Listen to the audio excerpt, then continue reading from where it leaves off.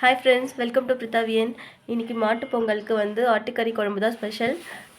கறியெல்லாம் clean பண்ணி cut பண்ணி எடுத்தாச்சு. இப்போ குழம்பு தாளிச்சிடலாம். குழம்புக்கு தேவையான எண்ணெய், கடுகு, கருவேப்பிலை, பட்டை மசாலா.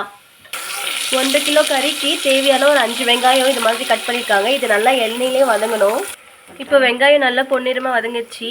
தக்காளி ஒரு 3 தக்காளி போட்டுக்கலாம். நல்லா பழுத்த நாட்டு தக்காளியாக போட்டுக்கலாம். இதுவும் நல்லா வதங்கணும். இன்னும் ஃபாஸ்ட்டாக வதங்கிறதுக்கு குழம்புக்கு தேவையான கல் உப்பு போட்டுக்கலாம். பூண்டு உரிச்சிட்டு இடித்து இது மாதிரி வெங்காயம் தக்காளி வதங்கும் போது போடுறாங்க வாசனைக்காக. இதுவும் நல்லா வதக்கிக்கிட்டோம் குழம்புல. இப்போ இதில் நல்லா க்ளீன் பண்ணி வச்சுருக்கிற மட்டனை போட்டுக்கலாம்.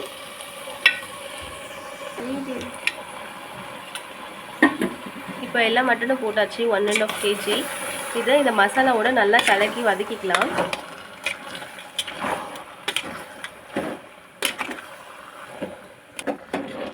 இப்போ கறி போட்டுட்டு அந்த எண்ணெய் வெங்காயம் தக்காளியோட ஒரு 5 நிமிஷம் அப்படியே எண்ணெயிலே கலக்கிட்டோம் பாருங்கள். ஒரு 5 நிமிஷம் ஆயிடுச்சு. இப்போ மிளகாத்தூள் போட்டுடலாம். மிளகாத்தூள் 2 ஸ்பூன் போட்டுக்கலாம். காரத்துக்கு எந்த மசாலாவும் ஆட் பண்ணல. வெறும் மிளகாத்தூள், உப்பு, வெங்காயம் தக்காளி, மட்டன் மசாலா, பட்டை மசாலா, அவ்வளோதான். இது நல்லா வதக்கிக்கலாம். மட்டன் வேகிறதுக்கு ஆக்சுவலாக நம்ம விசில் வைக்காம தான் நம்ம வேக வைக்கிறோம். அதனால நிறைய தண்ணி ஊற்றி ஒரு அந்தளவுக்கு தண்ணி ஊற்றி நல்லா வேக வச்சுக்கிறோம். மட்டனை நல்லா கொதிக்குது பாருங்கள். இன்னும் நல்லா குழம்பு சுண்டி டேஸ்ட் வரும். மட்டனும் நல்லா வேகும்.